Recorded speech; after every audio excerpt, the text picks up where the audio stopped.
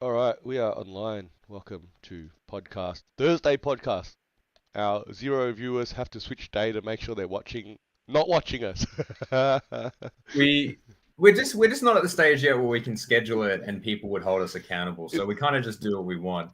If you feel like you would like a consistent viewing schedule, then you tell your friends, you get them to subscribe, you get them on this, yeah, and then maybe please this can please be a leave bit a more serious. comment, Otherwise, which we'll read in yeah, about 2 weeks' time, perhaps. when it pops up in a notification, yeah, look, it's currently our spare time. I don't know, you might agree with this, but like two guys as a job would be the rebrand if it could actually turn into that. But I think at this point it is just our spare time. That's why we call it. It's Who would aptly have thought? correctly called that. Is that right? It's not two guys It is. trying really hard to make this our new profession, even though that would be okay, I guess, right? But we do need a few more people than zero watching us. Yeah, it wouldn't be opposed to it, but definitely going to need a bit more traction than what we've got, especially after the tenure. But that's a tidbit for anyone who wanted the origin of the channel. If we had a real dedicated fan, they'd just clip that for us and then make it a short. But And I this is a different universe we're and living I in. see you're definitely fitting in with the theme of all of this with your t-shirt. I thought we were rocking basketball gear, but like, no, we are. Look, I'm not. I've made a promise to you and myself that once I'm relocated for the last time in a while, I'm gonna have a nice little setup, and I might have purchased a microphone, and I might get a decent camera. I've got some things planned, so I'm excited for it. But I'm also excited. I love these segues. I feel like we're so good at these now. I'm actually really excited because I'm looking at the standings of the NBA, and it's that time of year. It's that time of year. What do you think I'm excited to see on the standings? It's the official NBA website. What do you think I'm excited to see? You get one guess. Don't think too hard. Phoenix is not in the play-in. No, that's not it. That's not it. We actually are on the plane. You know what I'm Are, excited are to you see? currently in the play-in? No, it's those little, the little footnotes that tell you they clinched the conference, they're Oh, making the look at that. playoffs, they're not You are making in the the playoffs. play-in. They've started. So they've started. So San Eliminated. Antonio Eliminated. and Washington are Eliminated. officially eliminated E from playoff for contention. eliminated. Correct. No, it's O for out of contention. I'm on ESPN, all Even right? though It's E on it's ESPN. well, that makes sense because it says eliminated from playoff contention on that. But the reason why that's exciting is because now it becomes a little bit more concrete. Now we know, hey, this team's probably going to play this team. This team's out of the playoff contention. This team's not going to push anymore. They're done. And I think it's good. I think it's good to get answers. But I want to hypothesize with you, right? As a fantasy owner, I feel like there's a couple of teams in fantasy right now that you look at their roster and there's a lot of O's, there's a lot of day to days. And I was thinking, okay, we've got a really competitive squad. We've got a bunch of teams that are vying for some finals. We don't know what's going to happen in the West. But I want you to humor me here. I want you to play along with this game. How good are their chances when they lose their best player? Because I actually think there's a couple of teams here that if they lose their best player, we're not going to write them off completely. And so I think the easiest way to do this, maybe we'll just do, I don't know. Do you want to do, how many teams do you want to do per conference? I don't want to drag this out I feel beyond the I next. feel like I feel like if the topic here, which we raised at the start, was how good would a team be, or how much would they struggle if they lost their best player? That clearly Hmm. would be a lot because it's their But how best much? No, player. no, no, no, no. Because this, no, let's engage in the exercise, and then It I think it you'll be would be more pleasantly so. What if surprised. they lost a second best player? It would probably be more relevant than just their best player. Because clearly, let's Well, say the Sixers, they've lost Embiid, right? And they've gone downhill as expected. Tailspin, lost your MVP. Having a historical season, craziness. But here's the bigger question. For example, let's say Boston lost Jalen Brown. Yeah, not Tatum, but Jalen Brown. How much would it affect them? So I'm happy to explore both, but I think that's the well, bigger this is question. the Because let's be clear, well, everyone's losing that's their the best debate. player. We would All right. kill them. What about most important player then? Flip it on its head a little bit. So most important could be the best player, or it could be the glue that's keeping them together. So how about we start with the East? Because I think the East will be a quicker conversation. Do you want to start bottom seed and work up, or do you want to go top seed work down? Let's go bottom seed work up, man.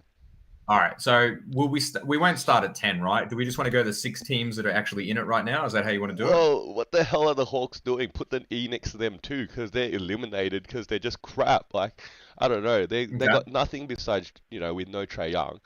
And did anyone think DeJounte Murray was going to take him to a what, a first round playoff win? Like, I don't know. Come on.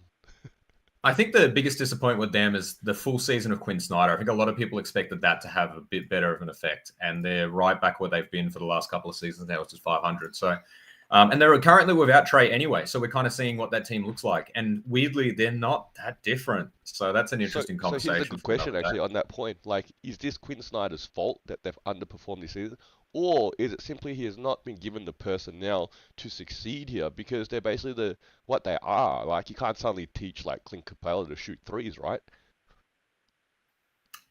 I would say the longer this goes on, the Trey Young rhetoric is going to be quite interesting to follow because his play style is very ball dominant, and that impacts how a lot of people fulfill their roles. They have had Jalen Johnson for a little bit, so that's probably another factor because he was a bit of a bright spot for him. But DeAndre Hunter didn't turn out the way that they expected from drafting. DeJounte Murray, I think, they've kind of figured out maybe not the guy that we wanted. And there's always that weird. I feel like Bogdan Bogdanovic is an interesting fit on this team because he should be better than he is, but he's probably right where he is, but they're paying him a little bit higher. So personnel issue, perhaps. Maybe just the talent's not there, or maybe the makeup's not there. But they're without Trey Young, and they're probably not at risk of losing the play-in spot to Brooklyn. I can't see how Brooklyn tops them, but I can't see them getting into the playoffs. If they did, that's the joy of the one-game eliminations. We got Chicago at 9 currently.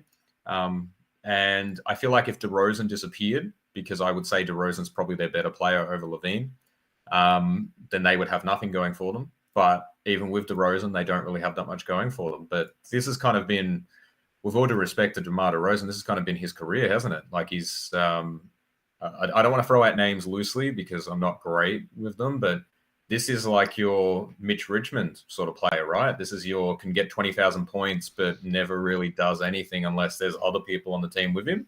Is that a fair assessment? I feel for DeMar DeRozan, right? I think there's there's players that plug away, and then there's players that just have not been in the right situations, right? And Mitch Richmond is probably one that we've alluded to sometimes in those sort of situations. Um, DeRozan obviously left or was traded, obviously, to bring Kawhi in. Then they won that ring. Um, yeah, look, man, I don't know. I don't. I guess the thing with DeMar DeRozan, although he's been a great player, have you always sort of envisioned him as a number one option? Like I think that's the thing with Mitch Richmond. Yeah, he was balling back in his prime, and he was a number one option there. And that's where I think we've given comparisons like Bradley Beal, when he was in Washington, clearly a number one option, especially after John Wall got injured and left. Whereas DeRozan, is he really the number one option at the Bulls? Yeah, the only period he was the number one option was play at the Spurs, which was a totally rebuilding team. Like, and at the I'd say he's Raptors. the number one. I'd say he's the number one option currently. I think when Levine comes back, they kind of have issues with figuring that out. But it's probably an interesting conversation about which players are really good number one options, but then which players are actually winning number one options. Because I actually think they're two separate categories. We often think that, we take a number one option off a bad team, put them on a good team, they can be second or third option.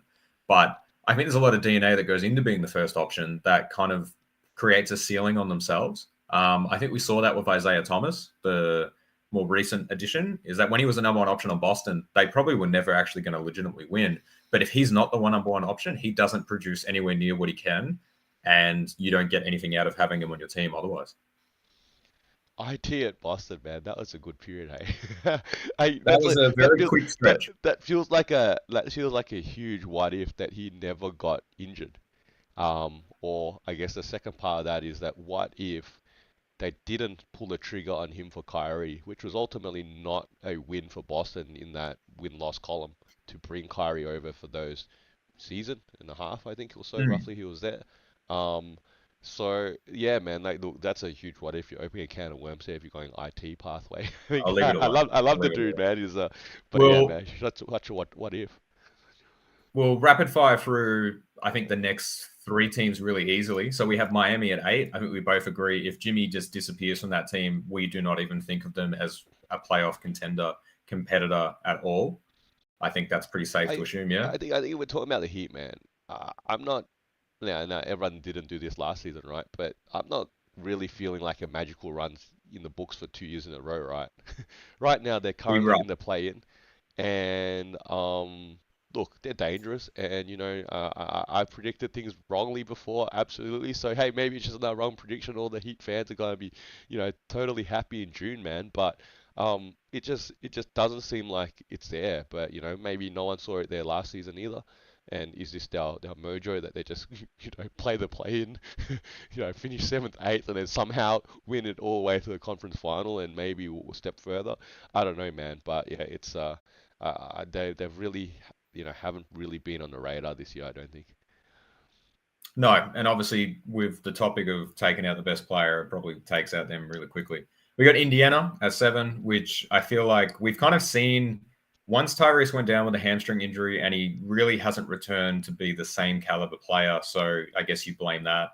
But obviously the integration of Pascal Siakam, I feel like it's safe to say for them as well, if Indiana are going to be frisky in the playoffs, but they didn't have Tyrese going into that matchup, we couldn't pair those words together anymore, because I think Tyrese is what makes the Indiana Pacers go. Well, you guys saw that last season, right? Like the Pacers saw that last season when he went down with a prolonged injury. They fell out of that race earlier on, and he's taking the game to the next level now. And they've sort of had some, they've brought in Siakam obviously to add reinforcements to the depth there. But yeah, man, and you've got him on a fantasy team, and he's not looked himself since he's come back. Isn't that what you were No, sort of telling me? And his stats it's are definitely deflated right now. he definitely still gives me the assists that I love, but his points are substantially down. I think 6 or 7 points down on average, and the shooting's actually gotten a bit worse. So he's 3, comical jump shot, but was actually quite potent. And now I see a lot of 1 or 2 of 6 sort of shooting. So yeah, definitely need that. Philly, another one we can rush through. We're seeing it in real time. Joel Embiid not being there. They went from being a competitor against Boston in the number 1 seed / a couple of games behind to they teetering on the play-in. They actually, the only reason they're there is because they have 1 less loss than Indiana. What do you do right now if you're Joel Embiid fantasy owner? Like you can't drop him. He's too good to drop right now, right? And being out. But do you look to trade him? Like I don't know. Like I'm just curious here, Matt. I'm just curious. I think when we'll probably have a fantasy chat after this, but when we have that chat, there's a handful of players right now that you need to make a decision on, because there is only 2 weeks left for us. And even when they come back, or if they come back, how good are they, and are they worth the slot? They're big conversations. But I think the fact that we're talking about fantasy instead of the topic is indicative of Philly not being good. Orlando is an interesting one. Are we saying Paolo, or are we saying Franz is the best player? Or most important for the topic here? They're just 1A and 1B, right? On any given Right. night. So take 1 out. Well, we lost Franz for a couple of weeks there, and Orlando keeps chugging along. So I would say their playoff contention, if they lost their best player, is actually quite secure. It's probably the first team we've talked about where they wouldn't nosedive. I think if they lost Paolo, had Franz, or lost Franz but had Paolo, they'd still be frisky, especially in that 4-5 matchup, which is currently where they are. Hey, look, you told me to keep my head up on Orlando, right? So you tell me right now, what do you predict they're gonna do this season in the playoff? I'd love to hear what you think they're gonna do this season, because if you want to hear it from me first round fodder. But hey, look, whatever, man. You know what? Let's say that they continue to match up and they're going to play New York, which as time progresses, that's probably who they will end up playing.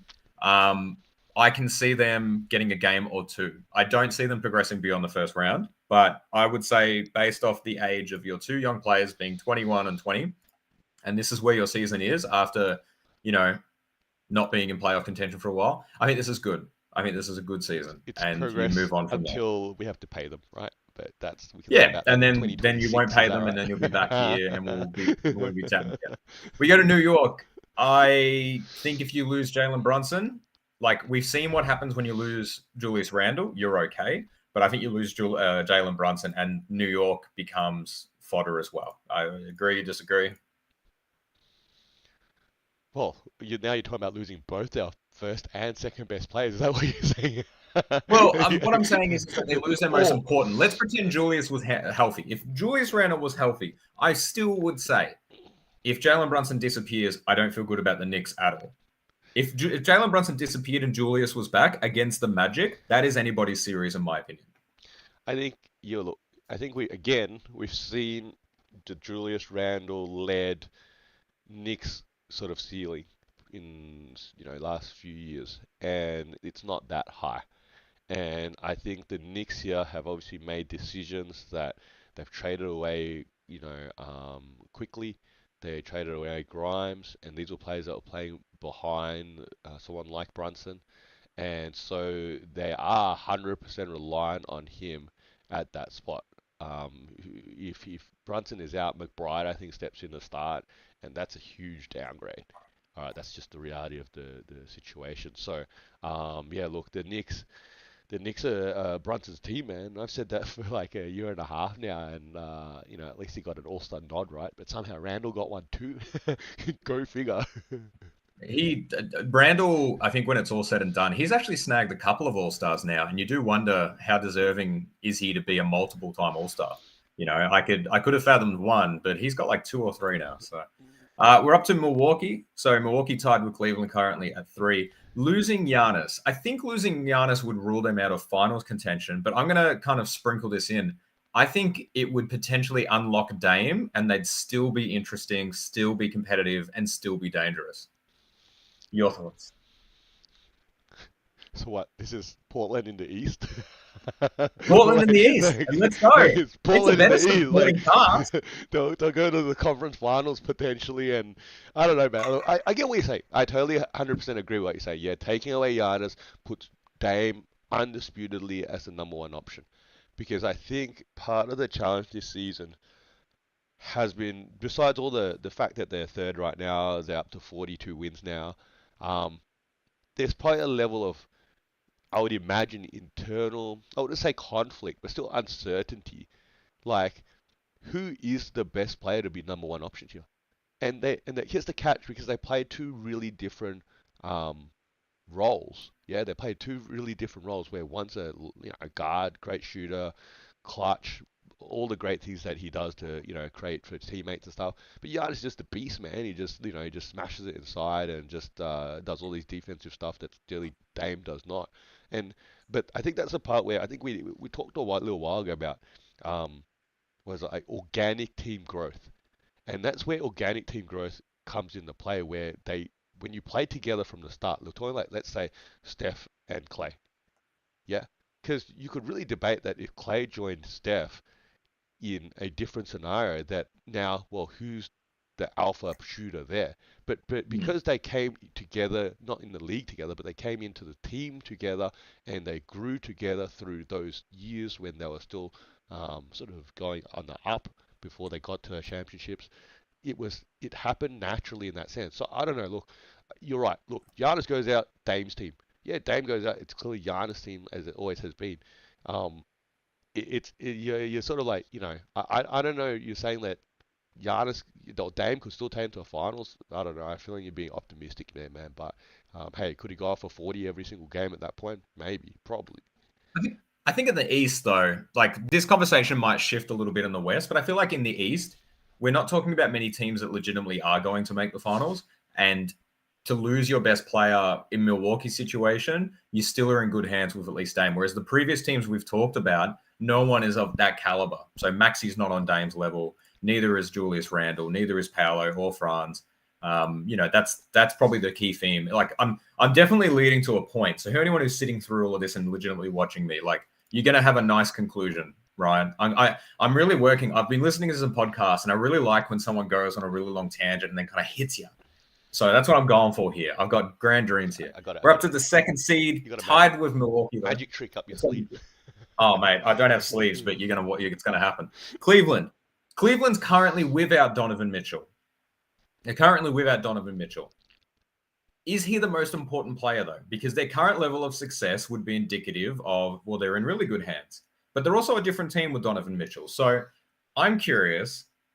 They're clearly going okay without him. I don't know if they'll make it beyond the second round. I could see them making the conference finals just based off seeding here. But do you think Donovan's the most important Cavs player? This is like the question that was being asked last season. How important was Ja Morant when he was out and the Grizzlies were still winning or had a winning record without Ja on the floor. And I think it's a testament to the Cavs team that they're deep. That's the reality here, right? I think if you put the Cavs next to the Sixers, what we're seeing here is that the Sixers are not deep. Yeah, suddenly Embiid is out, and as talented, crazy talented as he is, now there's a huge drop off from anyone else what the team needs in that, from that loss of production. And Embiid does all these crazy things. Maybe the good news here for the Cavs is that Mitchell's probably more pigeonholed as just a scorer, right? He's not really like a defensive presence, the 7 footer in the middle. He's not that. He's not that sort of player. So being able to replicate that with Levert, and obviously when Garland is happy and stuff like, so healthy and happy, no doubt as well. In that sense that it's it's probably easier to replicate. So look, I think he's clearly their best player. Yeah, but the Cavs are clearly much deeper. Yeah, 1 through to 6. Yeah, on the board. All right, to be able to weather something like that. You could even say 1 through to 7 now if you want to put Struce in that sort of conversation too. So what this conversation is deducing is that the Cavs deceptively have a decent shot in the playoffs based off this hypothetical, you may say. I don't like that look, but sure, man. All right. And then we move up to Boston, who has remained head above the Eastern Conference. And really, probably their only rival in the East is themselves. And if they can stay healthy and if they can maintain good bit of play. Now, we discussed this at the start, and now we need to actually pick a player. That lineup, their starting lineup is deadly. And you could make a case for anyone being a lot more important than people realize. To me, Tatum is the headliner name that you would say is the most important. But you could make a strong case and say without Kristaps, they actually don't have a different squad than they did last year, and we know what's going to happen. You could say Drew Holiday or Derek White, give them the defensive edge. You even went with Jaylen Brown. So is the key thing that comes out of this, it doesn't matter which one you take out, they're in good hands? Or is there actually a player here that without them, their finals outlook does drastically change? Tatum, You think Tatum's the most important player? Okay. 100%. Who's going to Okay. debate this? Are you going to try and debate this? Let's be clear that there are zero viewers right there. I'm not in on this magic show, so I don't, I do not know what's going on up your non-sleeve T-shirt. But All right. you're asking me who's the best players on the Celtics. It's clearly Tatum. Are you suggesting No. otherwise? Most important. Most Most important. important. It's We had Tatum. this distinguished. It's All right. Tatum. I'm gonna sprinkle this in. It's not planned. This is not rehearsed. It's our spare time. We just make it up on the fly. I'm actually going with Kristaps. I actually think Kristaps. We have seen him in and out of the lineup. We've seen him in and out of the lineup. When he is on the court, their offensive rating, what they're able to do, his ability when you think about matching up against Denver to give them a little bit of a tricky situation, that's important. And without him, I think that they're a very similar team to what they were last season. And the fact that they only just scraped by Miami, because that is what essentially occurred for Boston. I think there's a few things here you're missing here. One, I think you're getting confused with most important with X factor. Yeah, Kristaps is clearly the X factor for the Celtics, which has come on board this season, first season with the Celtics, and has helped them now to 50 wins so far and potentially up to 60 wins this season for the Celtics. And clearly, head and shoulders above from a win-loss column perspective to the rest of the league. But does that make him the most important player on the Celtics? I can't agree with that, man. Like and every team has that X factor. And that player may not necessarily put up that many stats or whatnot, but he makes such a change to the team, that in a positive way that helps them to get a W. Yeah, man. I look, you're gonna have to give me much That's more all to good. support this, man. That's all good. I do want to get to the West, and I am conscious of time here. But I guess the point that's kind of come out of that is there's only two teams in the East that we can confidently say you take out one player, you still feel pretty good about him. That's really what that boiled down to. Maybe Milwaukee, if you want to stretch to that. Well, So really, last week you were, it's we three. were talking about teams that would surprise us in the finals, right? And I think after we finished up, we wrapped and I thought about it a little bit more maybe that evening. I was like, there's probably one team here that which clearly which we're talking about right now probably should not surprise if they win it all. and that is the Celtics. And you're sort of saying that Hmm. last season they didn't get the job done. They fell over in the conference finals, and the biggest change here is obviously bringing in Kristaps. You can make an argument there that Drew Holiday is probably Hmm. equally as important, potentially even more important. Yeah, being able to go Drew Holiday over Marcus Smart and that sort of championship, resume that he brings and that sort of steadying presence and probably a much better shooter than Marcus Smart ever was. But the reality here is that the Celtics are still young, and when you have young teams, they continue to ascend. And then you have to put them alongside their competition and where they're at with their timeline. So I think the reality here, like say with the Heat, and this is why I'm not feeling them this season, is that they're another year older, and we're talking about on the wrong side of being older. Yeah, so Jimmy Butler being another year older at this point now in his career is probably not necessarily a good thing. Yeah, aging is not necessarily a good thing in sports at a certain point when now you're at your prime and now you're going down backwards. And look, sure, is he going to be able to suddenly turn down into playoff Jimmy Butler? I don't know. I guess we'll find out in a few weeks' time, right? But I think that's the point here. So the Celtics are prime, man. The Celtics are prime now to get out of the East, I think, and potentially really just win it all here. And that would be the non-shocking matchup that we were talking about last week, yeah? Nuggets, Celtics, yeah? NBA Finals, yeah. Then that's what you'd expect. All right, let's move on to the West, just because of consciousness of time. Golden State, they lose Steph. Are we even pretending that they have a chance? No. Great.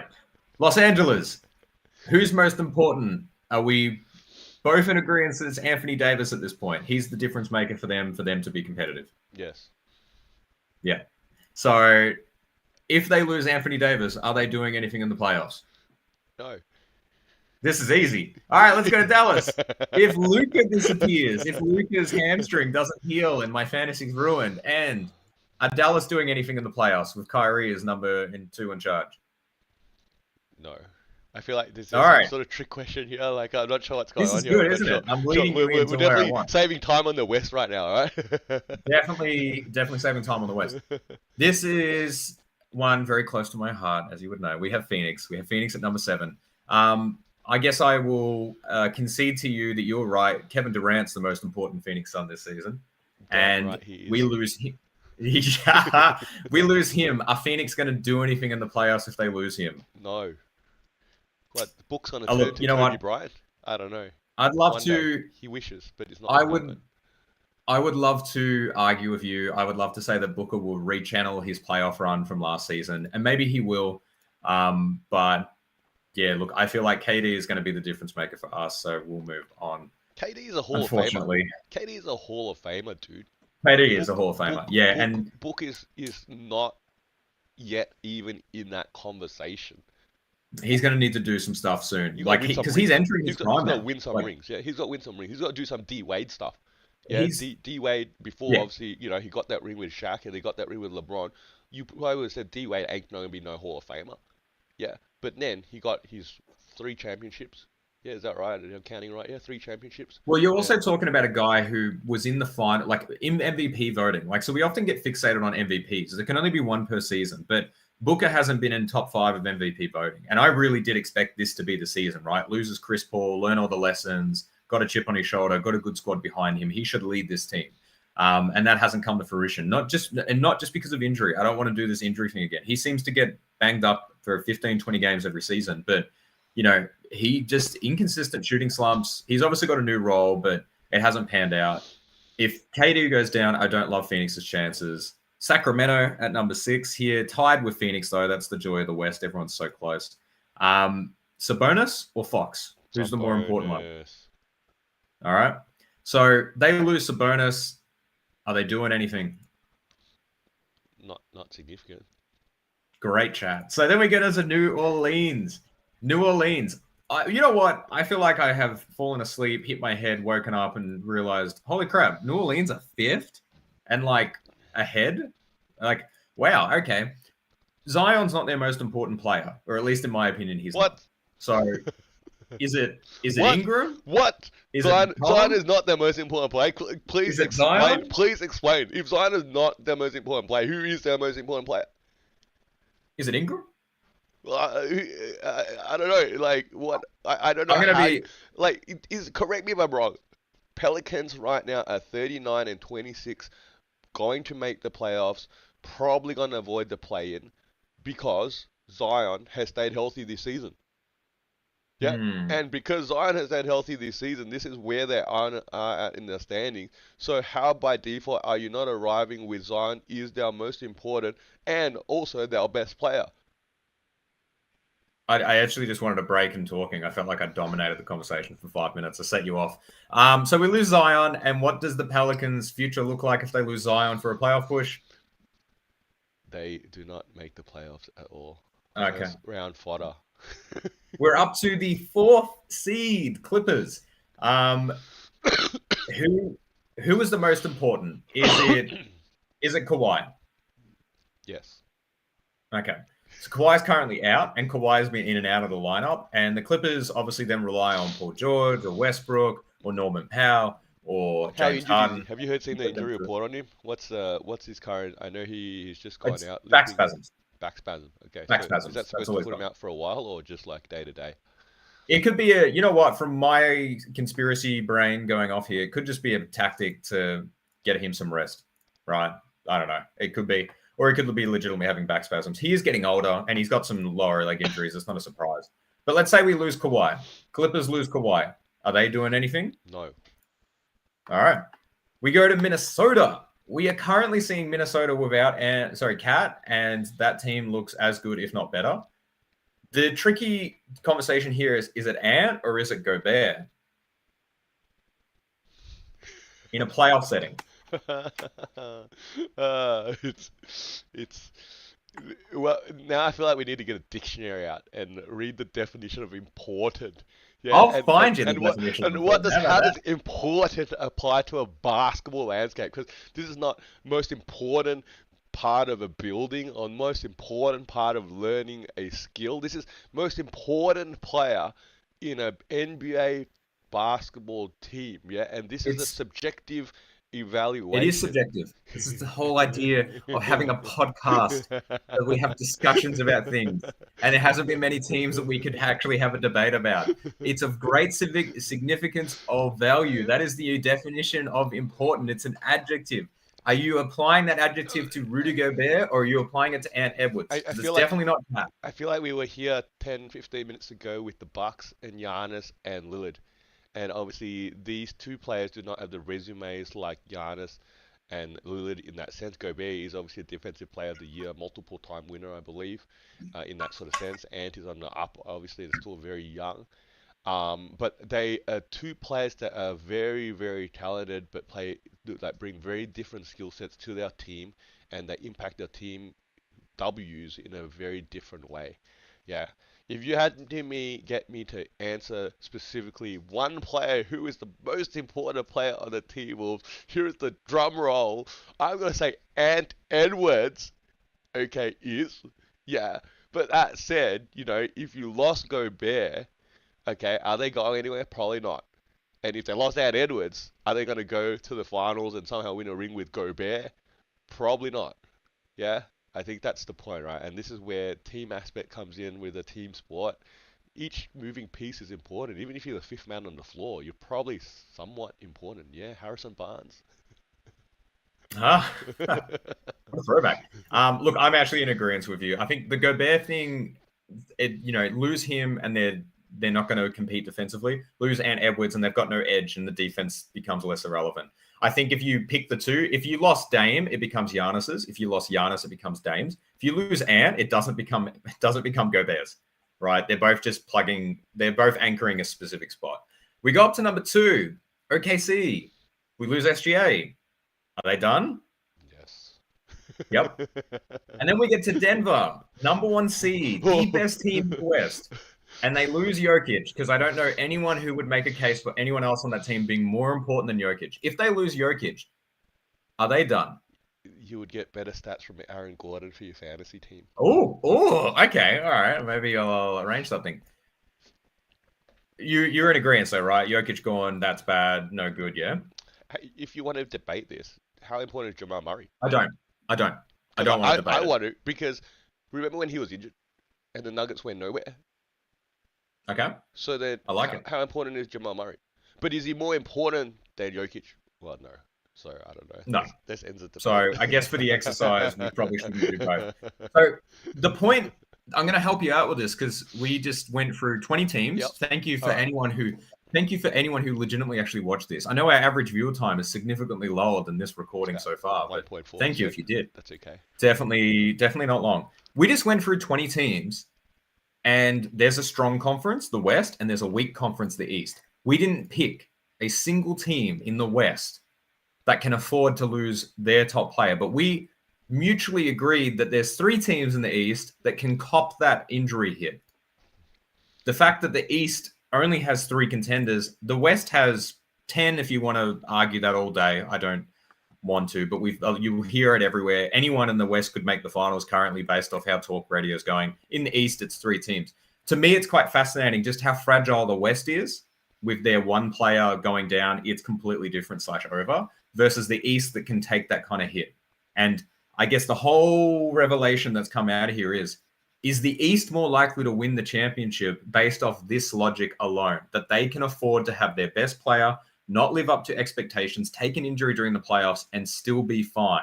Because if Jokic rolls an ankle in round 1 and it affects him, it doesn't matter if he's still playing or not. They're going to be different. And that's every team in the West is literally a rolled ankle away from having their future dictated. I think now you've got to play the odds here, because you're basically saying, you're sort of asking the question, will the championship come from the East or the West this season? You're trying to apply the logic, obviously, that you know, with a loss of a player, the East, some of these East teams may still remain dangerous and still have the potential to go all the way. That said, you're talking about 10 West teams here, and obviously not all of them are contenders, but let's say the top 6 are at least contenders, even though some of them would be shocks to be in the finals. But you know, it's never, you know, that's you know, it's always a time to be the first time right. Yeah, correct. Yeah, and the key here is that the West has so many options right now, and all of them are healthy. So you're literally saying the odds are that, well, what are the odds that all these players in the West get injured? And that's highly unlikely. So, and those teams that remain with healthy players, even if let's say 1 or 2 of them did get hit with an injury bug over the last remaining weeks of the season into the playoffs, those teams that remain healthy, the West is still much more potent than the East, bar the Celtics, perhaps. That's probably the biggest argument. That might be the conclusion here, is that even though Boston and Nuggets played recently and it looked like they were unstoppable, I think Boston has more moving parts that they could do something interesting. I think as we get closer to the pointy end, I think the Western playoffs are going to be really interesting. And we hope, at least I do, I hope that Boston makes the finals, because I think last season when Miami made the finals, as interesting as their playoff run was, I think it was a foregone conclusion that Denver was going to destroy them. And from a competitive parity standpoint, I think we know the Western series is going to be good. The Eastern series, I think we're going to be waiting to the second round for something interesting to happen. Obviously, things can change. I know that. But from looking at it right now, here's a way too early prediction right now. If we're saying the least surprising finals matchup would be the Nuggets versus the Celtics, yeah, that would be least surprising based upon standings and how this season has played out so far. I'm going to say the Nuggets are going to smash the Celtics. I actually agree with that too. I actually think, and here's the problem. You could get another Lakers conference finals, right? Where there's 4 games or 5 games, and you look at the scores and you're like, oh wow, all those games were pretty close. But that's the difference, because Denver has something. I think the interesting thing about watching Denver highlights or live games, you see it every single time. The game's close, the game's close, the game's close, and then in that last 2 minutes, something happens, and they seem to be up by 8 or 10. They just seem to get a good shot, and it's purely because Jokic is on a different level to everyone else. His shot generation in the last 2 minutes, whether it be from him or what he creates or the gravity, the way that it works for them, Denver is so dangerous for those last 2 minutes. And we often think of teams like Luka and Kyrie are supposed to be dangerous in the last 2 minutes. Booker and KD are supposed to be dangerous in the last 2 minutes. The fact that Jokic does that and makes anyone around him dangerous, that's the difference between them and everyone else that's currently playing in the NBA. I think, yeah, look, they've got that championship experience, and they've got the one ring now. But I think that matchup specifically, Nuggets Celtics, yeah. And we talked about Tatum, and he had a sort of pretty poor showing with that regular season game against the Nuggets just recently. But it's probably more of a track record that you're actually seeing of Tatum here, that he has struggled with these big moments. The Celtics have been highly successful, yeah, to get to finals, and to get to many conference finals. But yet, as young as he is, he's not that young anymore. They've been here long enough, yeah. And he's never shown that next step. He's almost like, I'm gonna say like Booker. Yeah, we talked about all this potential Booker has shown in that sort of stuff, but he's never taken that next step. And then sometimes players just don't actually take that next step. It's not just a given that it occurs. Yeah, and I think that's the reality here, that I don't know, you'd have to be a real Celtics fan here to sort of put money on them to go all the way in that sort of sense, based upon some of these sort of factors here, especially if they draw a matchup like the Nuggets. It's probably a different story. Let's say they played the T-Wolves, yeah, or let's say they played the Thunder even. Yeah, now it's a Thunder young team, first time in the finals. Celtics been there before, such a track record. Now there's question marks probably on both sides. Yeah, but to draw that matchup Nuggets Celtics, man, I feel it's probably not probably the most great viewing for an NBA Finals, man. Way too early prediction. So from a definitive, let's wrap this up nice and easy. Nuggets number one and Celtics number one, as long as Denver didn't make the finals. That's kind of the pairing there. Like a 1A, Nuggets should win it, or Celtics should win it as long as they don't verse the Nuggets. That's really what it's boiled down to now. I think so. All right. I like it. Did you enjoy that? Did it get there in the end? Was it a bit weak? What do you think? In the comment section. This is things that YouTubers do. Put it in the comment section. Just engage with us, for love of God. I don't know. So let's I guess we got about what? We got about 5 minutes or so just to wrap here. You were talking about some players. I'm curious. I talked about Embiid. I talked about Embiid being put on the trading block if you're a fantasy owner with Embiid, man. Then you threw out a few, well, you wanted to throw out a few more names out there that you got to make some decisions on. I'm curious. I'm gonna nominate one. LaMelo Ball. What do I do with him, man? You give up. You give up. I think so. I've got Evan Mobley stashed in my injury because he's just got a sprained ankle. His moon boots off. I think he will come back in the next 2 weeks. True. But I actually dropped Şengün. So terrible injury for him. I think his incredible flexibility prevented a worse injury. But, the context of Houston right now, they're out of play-in contention, and there's no reason for him to come back too early. So he's done. So he's in the waiver wire if you want to take a flyer on him, but I don't think he's playing in the next 2 to 3 weeks. So I think with him gone, he's in the report. He's done correct. For the season. Yeah, and that's kind of what we're dealing with now. We are a month away from the end of the season, and your Wemby prediction could come true for me, and that's going to change what I do in the next 2 weeks. But there is a team in our league currently who's very injury riddled. So they have Cat, who may not return until the playoffs at this pace, based off a meniscus tear being repaired. They have Trae Young, who had I think it's a hand surgery, like they had a broken bone. But Atlanta's currently 10th and slipping. Do they even bother bringing him back? That's another issue as well. You've got Jaren Jackson Jr. I'm really just talking to one person at this point, but Memphis are out as well. So do they want to bring him back? Like this starts happening now. Kristaps. Do you bring Kristaps back when you've already got the 1 seed locked up? Kawhi Leonard day to day. Well, they'd want to be resting him for the playoffs. So now this is where the star players start to probably hurt you, and this league becomes a little bit more interesting because it isn't advantageous now to have all the best players. Depending on what the context of their season is. So I would say that you need to take the best available wire waiver players as quick as possible, because I actually think that there's going to be a couple of players that people are going to have to give up on because they won't be playing, and they won't be playing when it matters most to us, which is over the next, our matchup finishes in 4 days. And then it's officially playoff time, and it's 2 straight weeks where you need players performing. And if you got a Western Conference player who's playing and competing for playoff position, you're good. If you've got an Eastern Conference player, it's a little bit different. And if you've got an injured player, you have to really ascertain, is that a team who wants to rest for the finals in real life? Or is going to lock it down so they can kind of get that draft pick in thing. And it's going to make it interesting. It's going to make it interesting. I saw you grab Clint Capella. That was an interesting choice there. What made you decide to go as Well, a so I had two options really. So I lost Alperen Şengün, who was a pretty good center and gave you a variety of stats. They don't exist on the waiver wire, really. True. Now, Ayton was there. Ayton was there, and Ayton's previous games looking really, really strong. I had Ayton at the start of the season. Ayton's been on the waiver wire for a while, and other people pick him up. He'll have one or two good games, and then he's terrible, or he only gives you points and rebounds on average shooting, or he's injured. And Clint Capella has been steadily giving a double-double and a couple of blocks. And really, I was just cementing that. I was trying to make the best out of a bad situation on that one.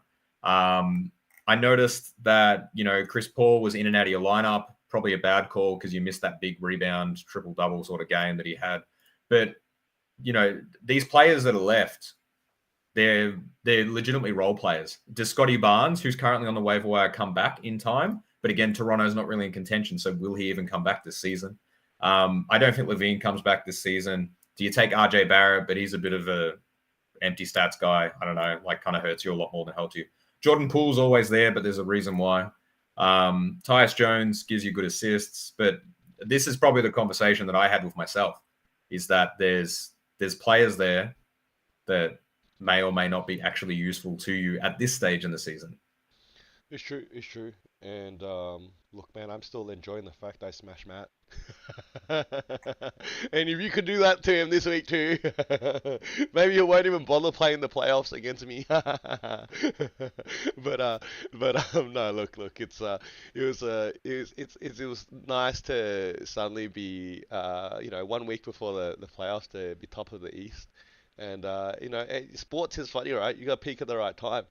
So I don't know. We that's where I'm at the moment, and you might notice I grabbed Josh Hart. He's peaking at the right time for me, yeah. Look, man, I think injuries, man. Fingers crossed that I don't lose my most important player on fantasy team, which is clearly not LaMelo Ball, since I've got like 2 games out of him, which clearly was not Ant Edwards because I just traded him for LaMelo Ball and got nothing in return for him. I might as well have just dropped Ant Edwards to the waiver wire. You could have had him. But hey, look, sometimes that's how it goes, man. And like you said, man, you got to make the best of a bad situation. And looks like KD's going to take me all the way. Isn't that what we're going to ride KD now? He's my look, player. We had that interesting hypothetical. Should I take KD for Wemby? I mean, Wemby, what he does for me, if he's going to keep playing, would be fantastic. And you hope that the motivation is to lock up Rookie of the Year or just keep giving him reps. But you're not wrong. In a week's time, if I read Wemby shut down for season, I wouldn't be surprised, because what are they gaining out of this at this point? They are officially out of playoff contention. And you do worry about him as an injury risk. Yeah, they are 0 for eliminated. That's according to the NBA website. So I think it's going to be a really interesting finish to the season. And I think that, I think the hardest part, I actually think they should make, from my experience with fantasy, we should maybe do a shorter regular season, but actually do multiple weeks against the same opponent, because this one and done is a risky one. Because I've had a couple of weeks where I dominate, and it's purely just because it's the right amount of minutes for my team. And then there's other weeks where I underperform across all categories based off my own averages because the games weren't there. E.g., if Luka plays 5 games in a playoff week versus 2, because that's how their schedule works, those are drastically different things. And I think a one and done week, this is the same debate that college has as well. I feel it would be nice to have multiple games against an opponent. I feel like you and I would have a good series, but on the wrong week, you'll beat me 7-2, and on the wrong week for you, I'll beat you 7-2. And I think we could actually have a good back and forth if we got multiple games. That's right. But that's how it's ending up, right? I'll see you in the final. I haven't beat you any games this season, so yeah, but you could. I reckon you could. My percentages are awful, and they haven't been good for a while. It's almost like inheriting Luka Doncic really hurt my percentages. And you're rebounding and blocks. They're dominant categories. I gave you Luka for a reason. Maybe it's an insider job. I don't know, man. You put all your eggs in the Luka basket, and I decided that was not the way to go since I was in last place already. What's funny actually? It's probably now the point to sort of there was I couldn't guarantee how things would pan out, and that's got to do with things like look, I clearly thought the Lamelo trade for Ant Edwards would have, although it's sort of like for like, I thought that that was worth pulling off because I felt Lamelo Ball had played at a higher ceiling in his role at the Hornets than Ant Edwards and the depth that the T-Wolves have this season. That said, now I know that Lamelo has a injury history, and this season has that's totally come true. And man, he's missed I don't know 80% of his games now. Yeah, that's the reality. But there was probably some point here that when I started to tear apart my team all those weeks ago now, in January sort of thing, yeah, all those weeks ago that I tore apart my team, was that my team was not really good from a fantasy perspective. Yeah. So there was probably a little bit of a flag there that no one really considered, which was fine because it worked okay for me, was that why is my team not good? So I was like, the point here from my perspective is they're not good. Didn't matter who their names were anymore. They didn't meet what the criteria was in each category. And don't get me wrong, Luca does lots of good things, but maybe what you're discovering here is that he also kills you in a lot of other things. Yeah, and when he has that bad game, he can literally write you off that whole week because of his volumes. All right, and again, like we're talking about important players today, that if you do miss him for any given reason, it's something you can't replace. Yeah, right now a Mm. fantasy owner with Embiid, that's a huge loss. Yeah, a fantasy owner with, so I guess like I said, I diversified my lineup. I gave out all these players that, and ironically, the most players I traded to is I think Brick City, and Brick City is last, so they've inherited my spot. No shock horror there, because that's where I was sitting, because I gave you a quarter of my lineup. Yeah, and all I wanted was KD back. But see, this was the point that I had to look at that point because it's like it just wasn't working, man. So really, no one should have touched any of my players. In hindsight, Fowler's team sucks. Don't touch any of his players. We're just not going to trade for anybody on his team as nice as they seem that they might be. But hey, look, there's always going to be buyers out there, right? Isn't that how the NBA well is? That's why someone else will trade for Westbrook next season, and Yeah, well, that's especially that contract. That's such a good contract. I think ultimately the percentages are an interesting dynamic because your star players hurt your percentages every time. You actually could have had a really competitive season in our fantasy if you just took a bunch of role players who were good shooters and low turnover guys. You'd actually win 4 categories every week by default. So it's an interesting layer. It's been fun. It's had its moments. It's crazy to think that it's coming to an end. If I was a media man, I'd make a beautiful TikTok montage, but I just don't care enough. until next week.